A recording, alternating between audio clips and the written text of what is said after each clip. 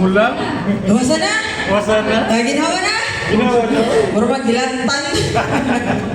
So, congratulations everyone. Please give yourselves a round of applause. Your first operational period briefing. It was good. Nice ang execution. So, I have some comments lang, konti lang, general comments lang. So, first is, nalipay ko kay nakabati kung mo-refer mo sa mga ICS forms ba? Huwag mo kalimot.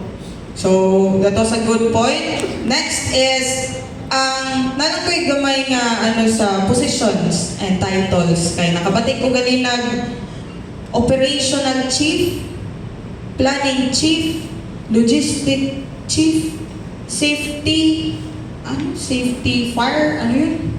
Tapos, IAP, Incident Action Plan, naging AIP. Wala siya. So, be careful lang sa position titles next time. And then, some of my points here kay sa Operation Section Chief and sa Planning. Si Operation Section Chief, expected man good nga kamo may Operation Section Chief. So, kasabot mo sa situation. Kay bawo mo sa tactical response and operation nga mahitabo nga to sa ground.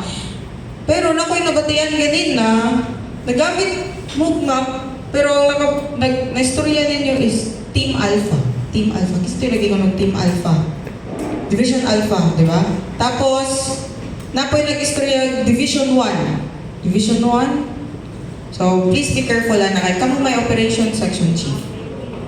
And then, always, roll call. Usa ganina ka team nga nakalimot og roll call. Roll call dyan na ninyo kay para may bawaan ninyo if ang kanang supervisor is present during your operational period briefing. Kaya ganyan rin na sa istorya niya, wala ining acknowledge nga, oy, present ko. Ang ending absent di ay. Diba? So, ay dyan mo kalimot, ana. And, always use the map. Nag-post mo map, diri gamita ang map.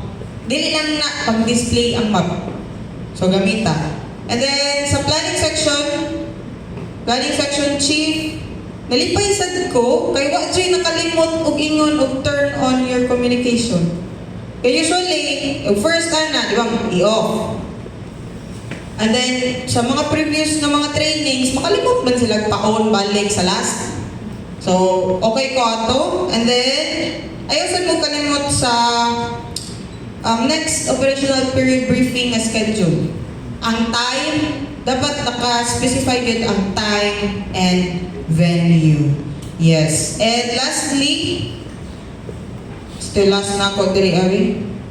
And lastly, command presence, ayaw talindi inyong responders, at tubangan dyan na inyong responders.